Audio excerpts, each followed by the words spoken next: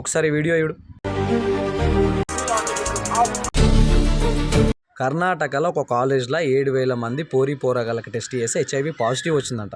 అది అట్లా కాదురా నాయన, 18 సంవత్సరాల నుంచి 21 సంవత్సరాల మధ్యలో ఉన్న ఒక సర్వే ప్రకారం వచ్చిందంట. అది ఇంకా పెరిగే అవకాశం ఉందంట. సరే, ఆ టాపిక్ పక్కన పెడితే HIV AIDS వచ్చిన ఆడవాళ్ళు కానీ మగవాళ్ళు కానీ పర్సనల్గా నాకు మెసేజ్ చేసి దీని మీద ఒక వీడియో చేయమన్నారు.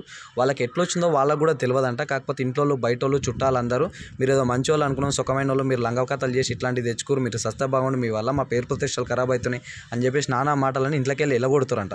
అట్లాంటి ముండోడుకులందరికీ ఒక మాట చెప్తున్నా, గుర్తుపెట్టుకోరి. HIV అంటే ఏంది, ఎయిడ్స్ అంటే ఏంది, అది ఎన్ని రకాలు వస్తుంది ఫస్ట్ దాని గురించి పూర్తిగా తెలుసుకోరి. HIV AIDS అని ఒక 4 రకాలు వస్తుంది. ఫస్ట్ HIV AIDS ఉన్న మనిషి వాడిన బ్లేడ్ మన వాడితో వస్తుంది. రెండోది వాళ్ళకి ఇచ్చిన ఇంజెక్షన్ మనకి ఇస్తే వస్తుంది. మూడోది వాళ్ళకి ఎక్కించిన రక్తం మనకి ఎక్కిస్తే వస్తుంది. ఈ 3 విషయాలు మనకు తెలియకుండా వచ్చేది, మన తప్పు లేకుండా వచ్చేది. 4వ విషయం కావాలని తెలిసి బలిసి సెక్సువల్గా సేఫ్టీ లేకుండా చేస్తే వచ్చేది. దాన్ని ఇక మనం బలిసి చేసుకుంటాం, దాన్ని ఇవ్వడం చేయలేం. కానీ మనిషి లెక్క యూడురా బై, ఉన్నన్ని రోజులు నిమ్మలంగా బతుకుదాం. వాడే ముందు పోతాడు, మనం వెనక పోతాం. ఎల్లకాలం వీడు ఇల్లు కట్టుకునే ఉండం.